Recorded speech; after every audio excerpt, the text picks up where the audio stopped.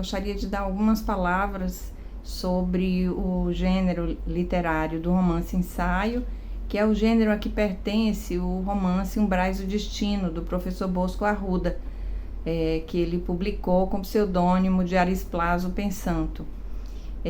Eu gostaria de falar um pouco, né, dos dois gêneros que vão compor esse gênero híbrido, né, entre o romance e o ensaio, para nós termos uma ideia de como esses dois gêneros se combinam e os efeitos que ele produz nessa forma compósita do romance-ensaio.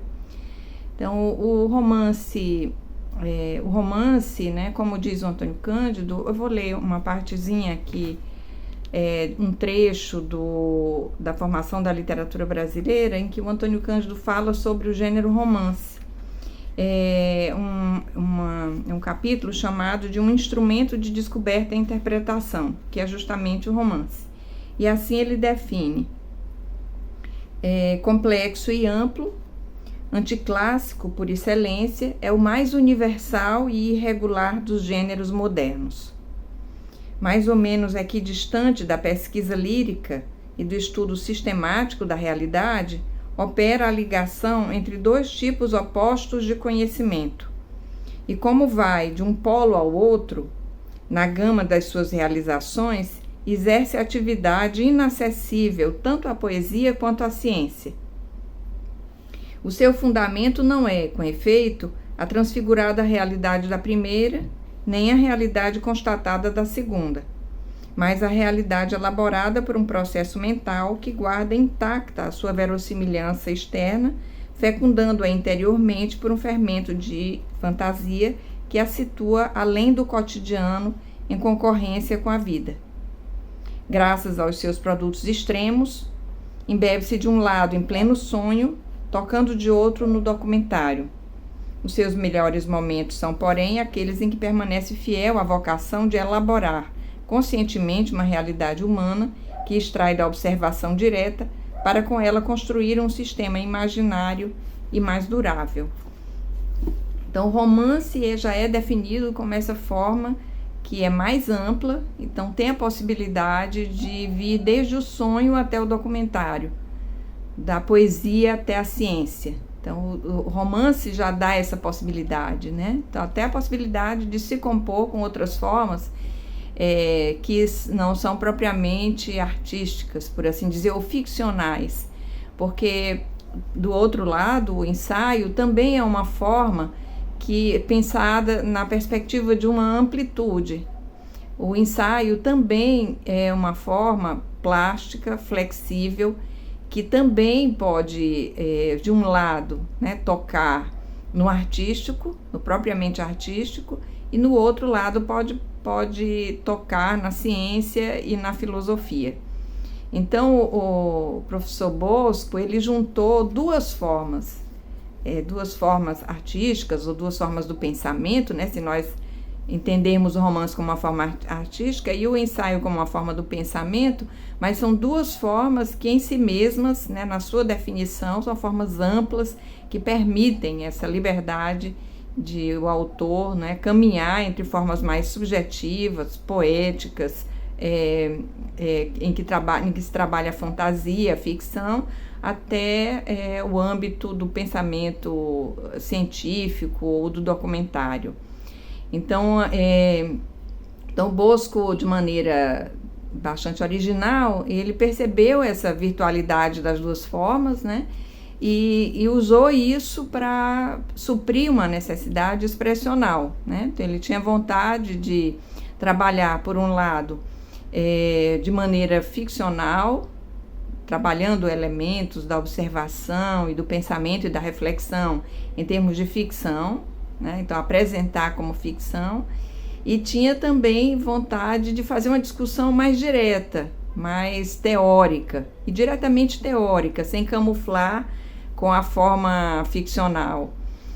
Então, ele uniu essas duas formas que já são em si mesmas bastante amplas, e fez isso. Você tem algumas formas de romance-ensaio em que as discussões são dadas a partir da ficção, mas sem sair da ficção para um capítulo propriamente teórico. Aqui não, né? Aqui o professor Bosco, ele elaborou uma parte ficcional e teve a liberdade de, em alguns capítulos, trabalhar propriamente questões teóricas e desenvolver, né, num nível de reflexão mais autônomo, e aí se valendo da forma do ensaio, a sua teoria do biocentrismo evolucionário, relacionando com as questões que ele vai suscitar na ficção. Então ele uniu, né, ele percebeu essa possibilidade de trabalhar com duas formas amplas, duas formas modernas, contemporâneas, né, que permitem essa liberdade de reflexão e de formulação. Ele juntou essas duas formas para trabalhar elementos que ele queria tanto apresentar, como discutir, como abrir diálogo, né? Então, ele percebeu que essa forma de compor com os dois gêneros, né, que eram mais adequadas para o tipo de matéria que ele queria trazer, uma matéria que ele mesmo diz que é bastante comunicacional, né, no sentido de que ele busca um diálogo com a contemporaneidade, a partir da experiência, né, também tem esse elemento da experiência, da ética que é trazida, e que tanto a forma do romance como a forma do ensaio permitem tratar. Então é muito interessante, né, que se busque mesmo aquelas formas que são as mais adequadas para a expressão. Isso é que o artista precisa fazer mesmo, né? E ele tem essa liberdade de procurar e de encontrar as formas que são mais adequadas à sua matéria, ao que deseja exprimir, ao que deseja discutir. Então isso, nesse sentido, o professor Bosco, né, teve essa independência intelectual e também artística para buscar as formas adequadas, né, entender o diálogo que essas formas tinham entre si, esses gêneros, e explorar as questões, as problemáticas e as vivências, experiências que ele queria trazer. Então eu espero com isso ter trazido alguns elementos também mais para se pensar e desenvolver a partir do romance Umbrais do Destino, do professor Bosco Arruda, Arisplaso Pensando. Gosto muito de um autor chamado Richard Dawkins. Ele é um neodarwinista atual, muito controverso também por algumas posições bem difíceis que ele tem, mas na base do seu estudo neodarwinista, ele tenta separar as questões culturais e religiosas das definições biológicas. E aí ele tem 2 livros que são base, que é o Relojoeiro Cego, para explicar uma pergunta que tem no livro, que eu achei bem interessante. Na página 81, você pergunta em que ciclo de desenvolvimento do Homo sapiens se formou a consciência de si e do seu habitat. Nesse livro Relojoeiro Cego, o Dawkins chama isso do presente de grego da evolução para a raça humana, para a espécie humana. Foi ter consciência de si, da sua existência, e querer colocar uma importância para si no mundo e justificar a sua existência como algo extremamente importante, o que na maioria das espécies não acontece. No máximo tem uma disputa territorial, disputa por fêmea, por alimento, por recursos, e a organização social se move em cima disso. Mas nós não. Nós queremos dar sentido às nossas vidas. E esse foi o grande presente de grego que a gente recebeu. Foi desenvolver o cérebro. E no momento em que o nosso cérebro desenvolveu, as cognições mudaram e a gente se sentiu parte do mundo, né? E aí, sentindo parte do mundo, a gente não queria ser só parte dele. A gente é melhor do que os outros seres vivos. A gente é melhor do que... É clássica aquela figura da rainha Vitória dizendo que não era macaco, né? Porque fizeram a evolução da espécie humana vindo do macaco e ela não gostou daquilo, né? Tanto que tem a foto do macaquinho com a coroa da rainha, é uma charge da época do Darwin, né? Então essa necessidade de se colocar nesse lugar de especial, de melhor, de espécie superior, que é um termo que a gente não usa mais na evolução. A gente não chama espécie nenhuma de superior. Superior é aquela espécie que consegue fixar e ter o maior número de indivíduos dispersos e em variedade também genética, e essas espécies passam longe de ser humana. A gente tem pouquíssima variabilidade e ainda luta para ter menos ainda, né? Porque a gente já ouviu falar de eugenismo, né? Da tentativa de limpeza racial, étnico-racial, dos genocídios, né? Então, nós temos esse problema com a variabilidade, que é outra questão também que a gente tem que lidar. E nesse livro, A Joelho Cego, ele trata exatamente disso, da questão existencial da raça humana, da espécie humana. E no Deus um Delírio, que é outro livro dele também bem interessante, ele tenta caracterizar essa coisa da divindade, da necessidade da divindade, como também uma questão social que está posta no teu software lá, né, da religião, como uma idealização que também é prejudicial, em certo modo, à questão biológica da espécie. Mas esses prejuízos, eles são condições da nossa existência enquanto raça humana e espécie humana. Então a gente não vai abrir mão disso, né? A gente não vai abrir mão dessas construções sociais porque naturalmente elas poderiam prejudicar o processo evolutivo. Até porque o processo evolutivo ele não é direcionado. Ele é ao acaso, ele vai acontecer independente daquilo que nós façamos. Agora, para onde a espécie vai, isso vai depender tanto do ambiente quanto das decisões que ela tomar. E a outra pergunta que faz é quando surge a empatia. Está faltando tanto que a gente nem sabe se ela está presente em todos os lugares onde deveria, né? Mas esse é uma outra decorrência dessa consciência que a gente tem a evolução é baseada no princípio da colaboração.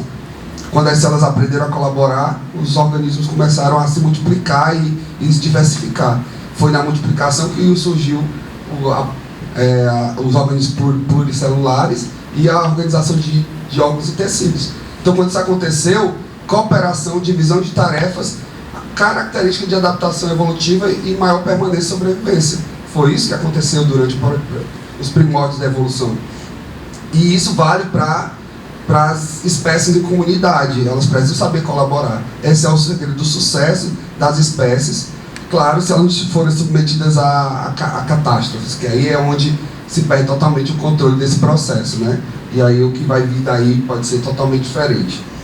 Mas o que eu gosto da discussão que o Bosco faz em relação a esse tema do biocentrismo é que ele consegue separar exatamente onde eu separaria o que é, do ponto de vista biológico, a necessidade, que está dita aqui na página 85,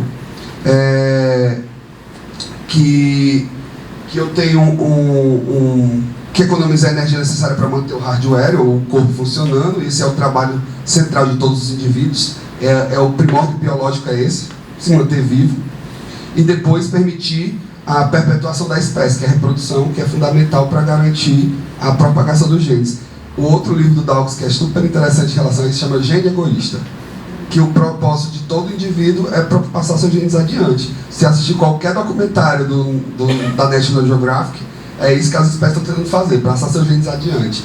Só que a gente não quer só passar o gene adiante, a gente quer passar o gene adiante, garantir que as nossas proles sejam bem-sucedidas, que elas ganhem na estrutura social poder, né? E isso baseado basicamente nas questões que estão traçadas aqui no livro como economia e política, que definem o rumo das sociedades, né? Elas vão definir realmente o que eu escolher como estratégia econômica, o que eu escolher como estratégia política, vai definir como aquela civilização vai se organizar. E é aí onde eu vejo a diferença nessas estratégias de sobrevivência que a gente tem, que estão nesse período muito pequeno da história que a gente consegue contabilizar, onde a espécie humana surgiu. É muito pequeno o processo evolutivo, tanto que a gente tem pouquíssima especiação ou tendência à especiação observada desde o surgimento dos primeiros primatas hominídeos, né, que a gente poderia chamar assim, até chegar nesse Homo sapiens sapiens que é determinado no livro como HSS. Então, eu acho que no tópico 3.8, não sei se intencionalmente ou não, mas no tópico 3.8 o Bosco ele consegue fazer descolar um pouco essas minhas questões biológicas para tratar dessa estratégia de adaptação e sobrevivência que ele chamou de biocentrismo evolutivo. Porque eu tiraria, né, se eu fosse tratar desse tema, o biocentrismo, eu acho que já já dá conta, sem a questão evolutiva. Mas como eu não sei a origem do termo, não aprofundei nisso, era uma das discussões que eu disse para ele. Eu levantar umas discussões em relação a esse uso do termo evolutivo, evolucionismo, nas ciências sociais de modo geral. E tem um termo que é muito mal utilizado, e esse eu sou extremamente contrário ao uso dele, que é o darwinismo social. Esse termo é muito injusto com o Darwin, é muito injusto com a teoria da evolução, e não dá conta de explicar o que realmente as ciências sociais querem falar em relação ao uso em grande parte, de uma pseudociência que usa os conceitos, os conhecimentos evolutivos para justificar as mazelas sociais e as más condutas sociais que nós temos hoje. Eu entendo o que o termo quer dizer, mas eu acho que ele confronta muito e é muito injusto com o legado do Darwin e da teoria da evolução, porque realmente é para falar da ciência suja, né? Os cientistas sociais usam para falar dessa ciência suja que usa dados para justificar mazelas mesmo sociais graves, mas que esse tema ele precisava ser revisitado de alguma forma e reconstruído. Isso é uma posição que eu tenho discutido em alguns fóruns, assim. Então, e aí eu acho que quando isso acontece, esse descolamento, aí ele começa a trazer essas trajetórias. E essas trajetórias, como a Lena falou, vou fechar aqui. E essas trajetórias, como a Lena falou, são trajetórias que vão mostrando como esses caminhos estão colados no modelo que ele criou, no modelo de análise que ele criou. Porque realmente é muito difícil você conseguir quantificar, observar bem esses elementos que são muito subjetivos para tratar desse processo de construção do indivíduo. Porque o livro trata disso, né? De como o indivíduo se construiu, como um ambiente moldou ou definiu determinadas posições, né? E as experiências elas vão criando esse homem adulto que se posiciona politicamente, sabe quais são as suas as rotas, porque ele já traçou, né? E ele quer passar isso para os mais novos, né? E para fazer referência à professora Helenisa, que devia estar nessa mesa, ela escreve a orelha e diz o seguinte: estes umbrais, dedicados sobretudo aos mais jovens, destino de toda sabedoria, são um livro para ler e pensar, ler e intervir, ler e ser. Muito obrigado.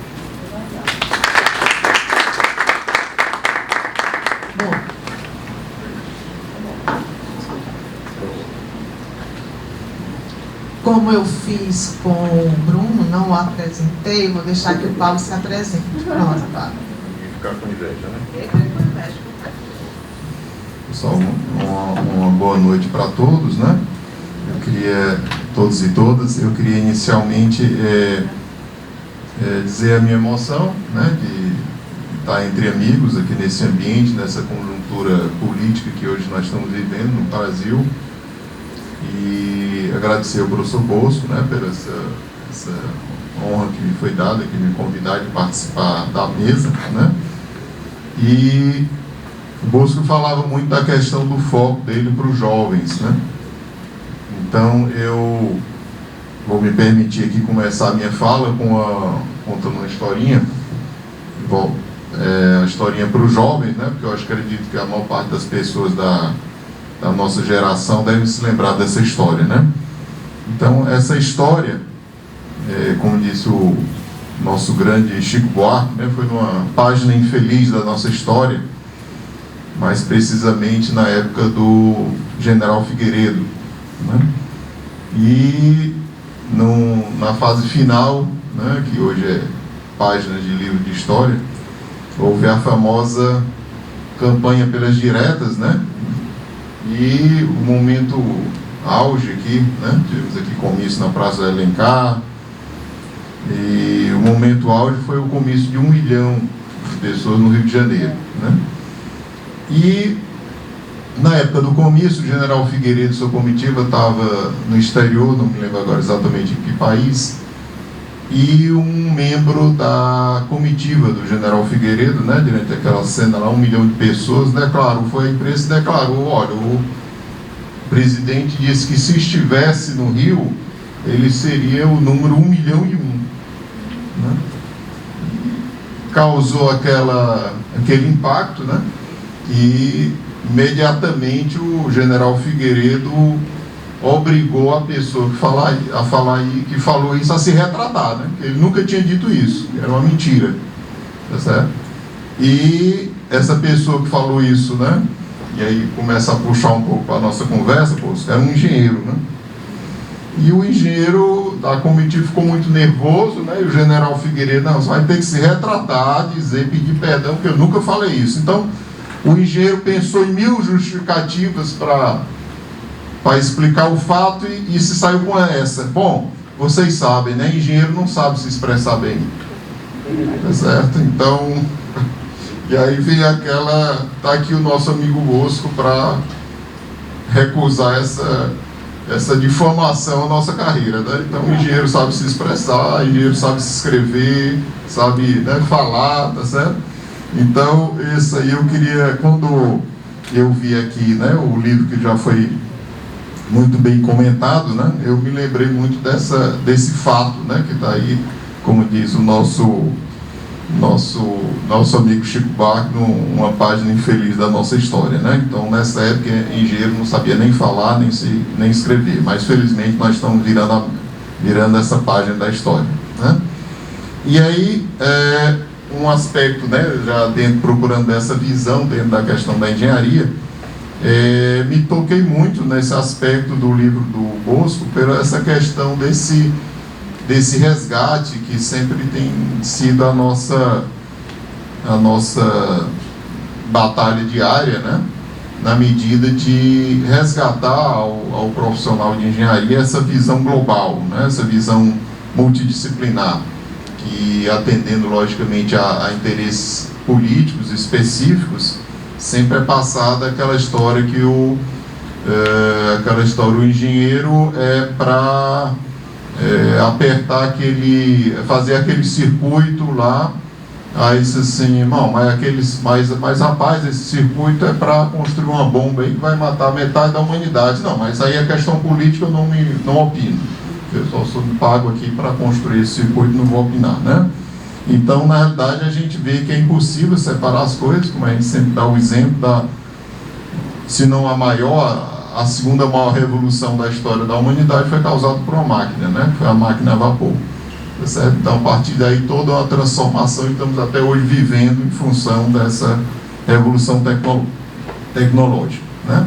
E aí a gente tem vários exemplos, aí, como, né, me vem à mente Einstein, que desenvolveu estudos de física relativista, né, e sempre foi um ativista pela paz, então deixando bem clara essa questão aí que não existe essa separação que muitas vezes é colocada na formação, né, de que o engenheiro é só para saber aquelas equações, mas qualquer relação está fora da sua profissão. Então eu vi muito isso, né, eu acho que é um resgate importante. Como foi colocado aqui a história de 3 amigos, né? Uma forte amizade, se afastam pelas escolhas próprias, né? E a professora Helena antecipou um pouco aqui essa questão, imediatamente me resgatou, né, a minha mente a conjuntura atual, né? As separações em funções de escolhas próprias, né? E aí eu me lembro uma grande amiga que na eleição de 2018 dizia sempre para mim, não, isso que a gente está vivendo, né, na última eleição, isso não é eleição, né? Isso é uma definição de visão de mundo, né? Então não é uma questão de candidato A ou candidato B, qual é a visão de mundo que você tem, né? O que é que você espera, né, para a história da humanidade, tá certo? Então é algo muito mais profundo, tá certo? E aí a gente vai vendo as relações sendo feitas, né? As decisões, os caminhos sendo feitos.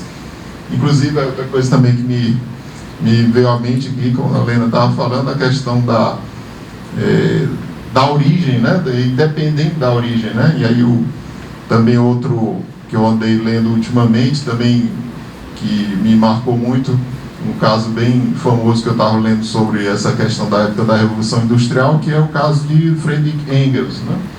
Que era de uma rica e conservadora família de empresários na Alemanha, né? E os pais, inocentemente, né, mandaram Engels para aprender a gerir empresas capitalistas na Inglaterra, né?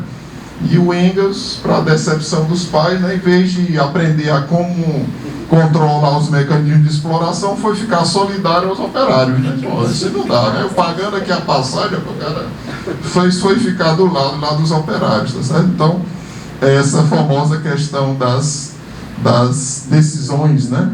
Das visões de mundo, tá certo? O que é que você qual o mundo que você quer, qual o mundo que nós queremos deixar, tá certo?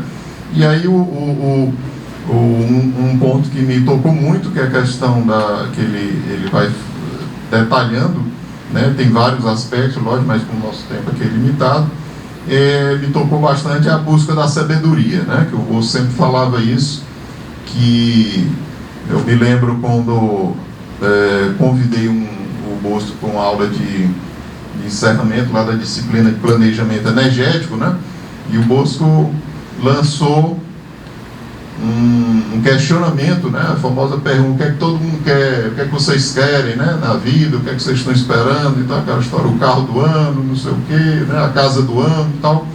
E o Bosco colocava exatamente isso, que essa etapa final, né, esse momento final da vida, quando você desenvolvia essa capacidade da empatia, né, da solidariedade, né? Então tem muita gente que achou meio estranho, né? Será que você vai cair na prova, né? Tal, foi estranho, eu não entendi bem isso, mas enfim, né? Então aí está aqui o livro do Bosco, quando ele fala que essa questão da busca da sabedoria, né? Essas qualidades aqui da humildade e a dúvida, defesa contra a vaidade e inveja, eu achei muito interessante, particularmente no nosso meio, né? Que, como nós sabemos, infelizmente, algumas pessoas, né, se consideram acima porque detêm determinados conhecimentos em determinadas áreas, sabe? E essa relação que ele faz, a questão da busca da elevação da condição humana com a escalada de uma montanha, né, por trilhas íngremes e cheias de pedras no caminho. Então, isso foi uma coisa que me tocou muito, né? E na maioria das sociedades a ação do poder dominante dificulta a riqueza da colheita, né? Então a gente vive numa realidade que e aí vem a questão, né, lá da pergunta lá dos jovens, principalmente é colocado a questão do capital, né? A questão do acúmulo de dinheiro como o único valor, né? Até há pouco aqui no caminho da vinda para cá, estava conversando com a minha esposa, colocando uma determinada pessoa que a gente conheceu, que o cara dizia, não, admirava muito porque quem sabia ganhar dinheiro, né? Então era fascinado por isso e tal. E a gente vê como, infelizmente, esse pensamento é amplamente divulgado, e aí vem aquele problema, né? E lembra um pouco a história aí que o Bruno falou. Nós vivemos num planeta com recursos limitados, né? E tem que acertar isso com os outros 8 bilhões de pessoas, né? Então vamos ficar ricos, bom, ótimo, no princípio, beleza, né? Só tem que acertar com os outros 8 bilhões de seres que moram no planeta, um planeta de recursos limitados, tá certo? Então, eu acho que é importante a questão do debate, e aí eu acho que é isso que o livro ele tenta, né, trazer, resgatar esse debate somente na questão dos jovens, né? E é um texto, né, apesar dessa visão histórica aí desde alguns tempos atrás, mas ele se revela atual, né? Somente nesses momentos que a gente vê que esses retrocessos que felizmente nós estamos conseguindo aqui virar essa página, né? Mas com certeza que não pode causar de maneira nenhuma em nós um sentimento de acomodação, né? Porque isso é uma disputa, principalmente os jovens me preocupa muito, né? E quando a gente vê, por exemplo, como eu vi, né, um jovem chegar e dizer, não acredito nesse negócio de evolução da espécie, não. E aqueles ossos todos, né? Pô, negócio, como é que... Não é questão de opinião, né? Enfim. Então... O cérebro cresceu todo. Agora, a terra plana. Pronto, então assim, são coisas que, né, a gente ri, que a gente tal, mas se a gente parar é muito triste, né? Muito triste a gente tá nesse debate. Eu acho que, né, e aí fica realmente essa importância do livro trazer essa questão das decisões, das escolhas e a gente trazer exatamente esse ponto da escolha que leve ao pensamento, né? Não vou nem chegar a dizer a escolha certa, não, é dizer a escolha que leve a refletir, que esse que é a grande contribuição, tá certo? Então, com isso eu encerro, agradeço aí a atenção de todos e passo a palavra aqui para o nosso amigo.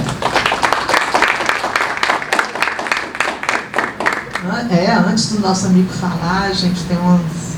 Então, Bosco, veja bem, você tem aqui diante de você 3 olhares, né? Você vê que foram 3 olhares.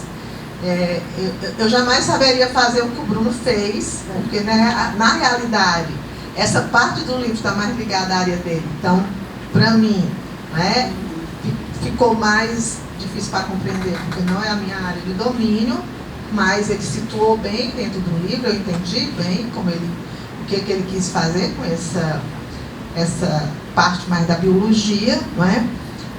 O Paulo traz um pouco da história, né? Relembra fatos históricos aqui, não é?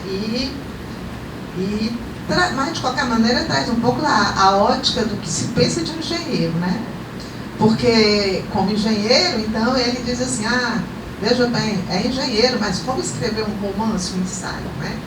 E um colega nosso que já faleceu, o professor Frank Berto, que era da matemática, né? Da matemática, Frank Berto, da estatística matemática, ele um dia chegou para mim e disse, olha, Helena, eu queria que você comentasse, fizesse um comentário num livro que eu estou escrevendo, um romance. Eu disse, poxa, eu queria ver um romance escrito por um matemático, tá? Eu queria, né? O título, As Borboletas Também Choram. Foi lindo o livro dele, né? Então, veja, a gente às vezes fica imaginando como o Paulo coloca aqui. É engenheiro, é da área de engenharia. Mas veja como a feitura de que eu falei no início, né? A feitura do livro dele, como foi de uma criatividade impressionante. Então, eu quero me apresentar, eu sou Lene Espíndola, né? Fazer como os outros se apresentaram. Eu sou Lene Espíndola, sou professora aposentada da Casa de Cultura Francesa e atualmente sou professora da Universidade Estadual do Ceará, do curso de francês, de letras francês. E, para mim, na minha apresentação, o que mais me deixa feliz e honrada é quando eu digo que eu sou militante docente. E aqui eu estou diante de 3 colegas militantes docentes. E aí é esse militante docente que eu vou passar agora a palavra para ele dizer como ele se sentiu nas nossas falas e como ele se sentiu ao escrever o livro dele. Você a palavra, Bolsa.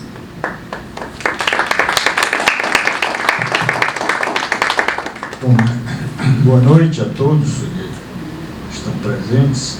Eu queria primeiro agradecer a Dulce, a Associação de Docentes da UFC, e a Dalce, que tem nosso presidente, que eu sou Bruno Rocha, que já se apresentou, né? Eu sou doutor associado do Departamento de Bioquímica e Biologia Molecular da UFC, e atualmente presidente da Dulce, né? Temos a professora Lena Espíndola, que já se apresentou e não disse que é a presidente da Dalce, né? Pois é. Então, nós temos a presidente da Dulce da Dalce e eu quero agradecer por essa promoção desse evento, né? E também agradecer até as 2 professoras que estariam colocando as visões diferentes, um pouco diferentes em cada ponto de vista, né? Que seja a professora Irenísia, que é da Departamento de Literatura, que eu agradeço por ter feito uma orelha magnífica no meu livro, muito sintética, mostrando a competência de síntese dela. A professora Adelaide Gonçalves, que é a nossa mestre da oratória, infelizmente, todas as duas estão com Covid, não puderam comparecer. A Helenise, inclusive, se dispôs a fazer uma fala para se agregar a esse que está sendo feito um vídeo que vai ser mandado para a editora Cota, que passa na TV Cota deles, e que eles têm uma parceria com várias outras TVs digitais, no sentido de promover os seus produtos dos seus autores, né? Bom, e o professor Paulo Carvalho aí, que é nosso eminente professor titular do Departamento de Engenharia Elétrica da UFC, e autor do livro que vai ser lançado no próxima semana, sobre a história do uso da energia, que é quem gosta da história da ciência, eu sou um apaixonado por ela. Você sabe que a história da energia é uma proporção muito grande da história da ciência. Então, como o conhecimento vem se acumulando, né, e a gente vem criando sabedoria.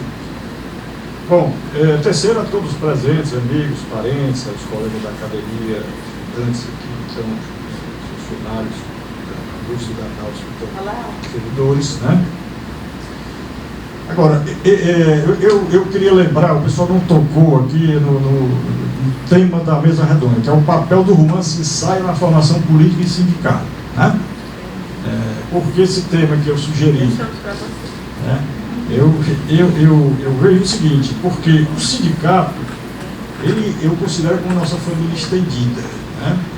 Que nos acolhe e nos ensina a sobreviver com solidariedade, e a solidariedade nada mais é que a afetividade na sua dimensão comunitária, né?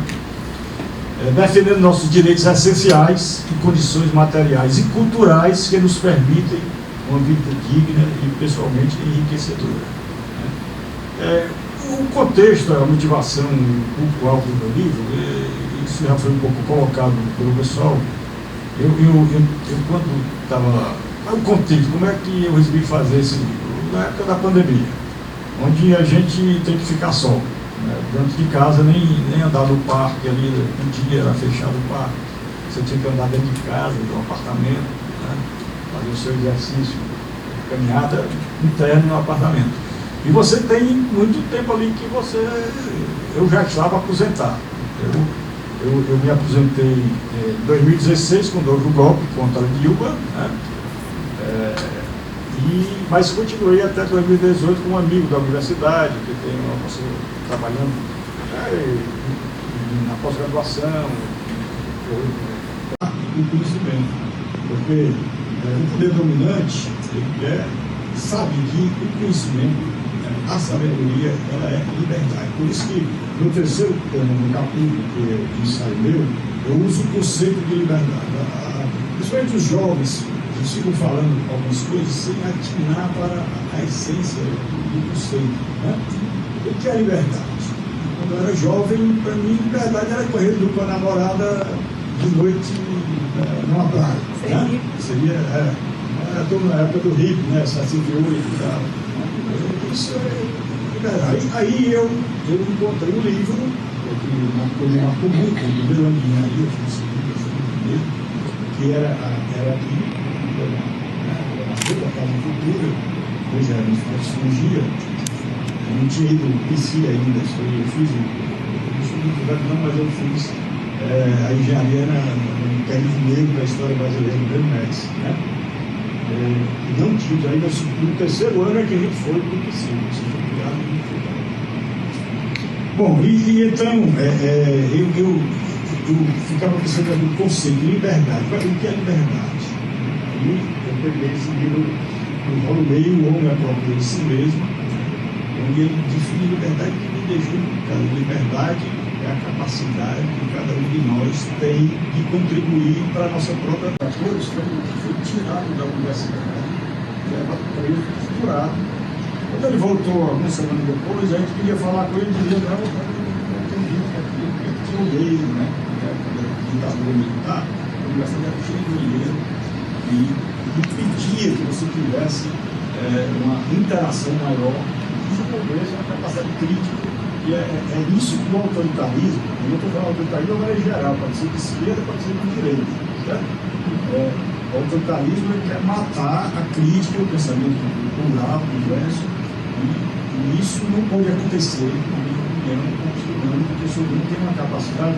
Aí eu vou me referir ao que o Bruno falou, com relação a essa questão da evolução, do tema evolutivo. É escala de tempo, né? Eu uso vários conceitos de sistemas, né? Dos canais, da dinâmica e tal. Eu vou juntando para abrir a minha visão, né? Porque a gente, quanto mais se aprofunda em um determinado campo, a gente vai perdendo a visão periférica, entendeu? Que se chama, na ciência social, de holística, e na ciência plena a gente chama de sistêmica, de sistema, que é você. A minha questão principal é que esse livro seria disciplinado e também os mais velhos, mais jovens, aqueles que não têm as verdades estabelecidas, cristalizadas, né? E às vezes quando as pessoas não, até no meio da ciência, tem um colega que cristaliza as suas verdades, não tem jeito. Nós estamos no campo do dogmático, da fé, não é o campo da ciência. E eu acho que o dogma, a fé, algo fora da gente, pode ser muito bom para manter o nosso equilíbrio psicossocial, o nosso psicológico, né? Mas ele é ele tem uma barreira enorme à sabedoria, que é aquilo que me deixa, na minha opinião, o que eu mais gosto é aprender. Mudar e enriquecer o meu ponto de vista. Então é isso aí, pessoal. Desculpe o alongamento, eu queria agradecer finalmente a presença da música pela oportunidade.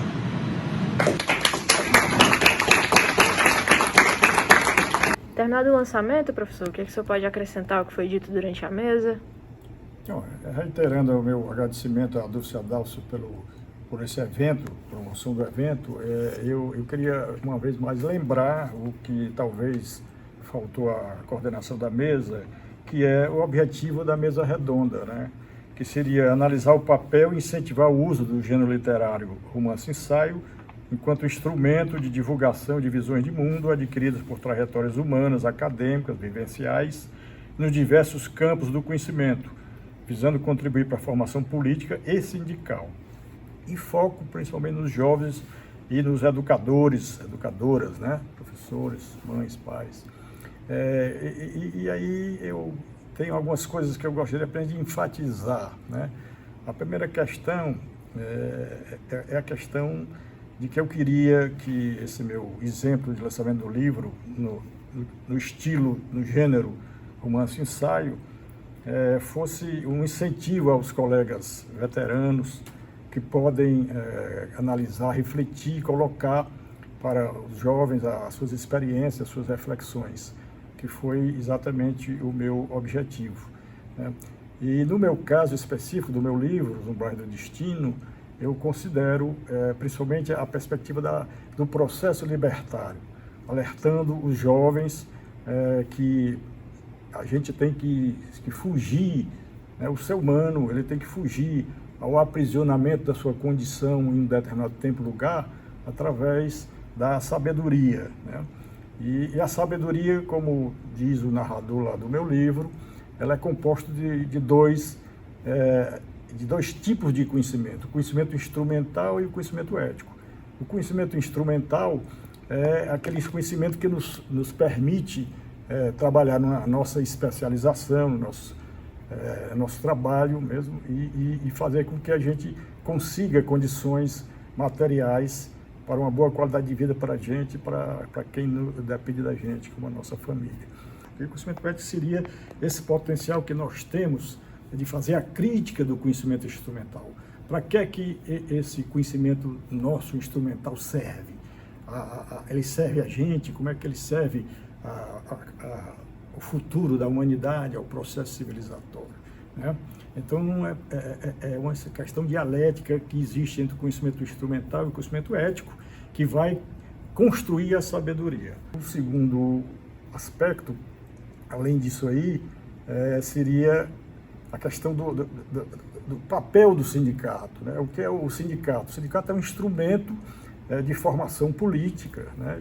De construção, de ajuda à construção desse processo libertário, né? O sindicato, ele através de suas ações proativas sociais e da formação da consciência política, ele nos leva a gestar a esperança, né? E eu acho que negar a política é rejeitar a esperança. A esperança, como disse a nossa, eu ouvi a nossa grande filósofa Márcia Tiburi, ela é a construção política do desejo.